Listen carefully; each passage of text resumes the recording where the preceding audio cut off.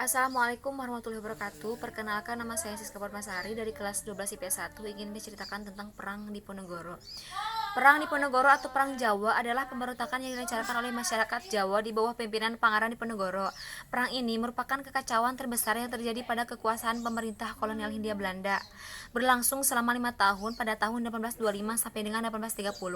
Perang ini membuat kas pemerintah menjadi kosong ditambah kehilangan ribuan serdadu Eropa. Perang ini menewaskan kurang lebih 200.000 orang, baik militer maupun sipil, menjadikannya pemberontakan paling berdarah dalam sejarah Hindia Belanda. Menewaskan kurang lebih 200.000 orang, baik militer maupun sipil, menjadikannya pemberontakan paling berdarah dalam sejarah Hindia Belanda.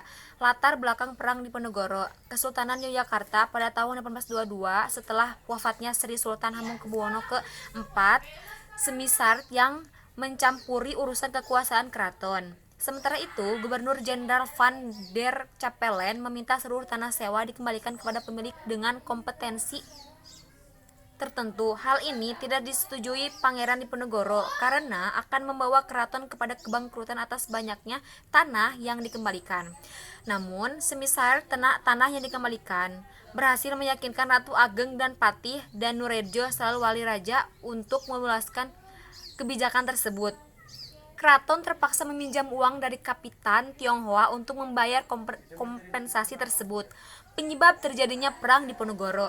Perang Diponegoro sendiri dapat dikatakan disebabkan oleh menguatnya pengaruh Belanda di dalam keraton. Banyak di antara punggawa keraton yang memihak Belanda karena mendapatkan keuntungan sendiri. Pangeran Diponegoro memutuskan hubungan dengan keraton pada Oktober 1824 dan pulang ke Tegalrejo. Ia membahas mengenai kemungkinan untuk melakukan pemberontakan pada Agustus tahun selanjutnya. Pangeran Diponegoro menghapus pajak bagi petani untuk memberikan ruang pemulihan makanan dan senjata. Perang akhirnya pecah ketika Semisart pada Mei 1825 memperbaiki jalan Yogyakarta, Magelang melalui Tegalrejo. Patok-patok jalan ini melewati makam leluhur Diponegoro sehingga menyebabkan kemarahannya. Ia memerintahkan mengganti patok tersebut dengan tombak sebagai pernyataan perang terhadap Belanda dan Keraton Yogyakarta. Akhir Perang Diponegoro.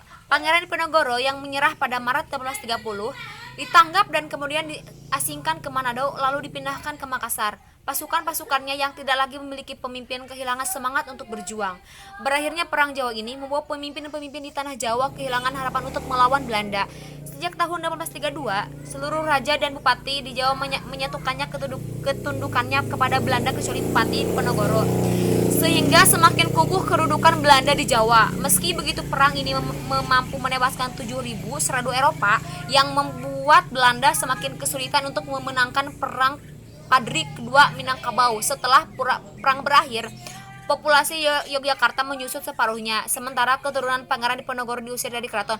Dan tokoh-tokoh yang ada di dalam sejarah Perang Diponegoro adalah tokoh Pangeran Diponegoro, Kiai Mojo, Jenderal de Kock, dan Hendrik Semisart. Terima kasih. Begitu. Sekian dari saya. Terima kasih. Wassalamualaikum warahmatullahi wabarakatuh.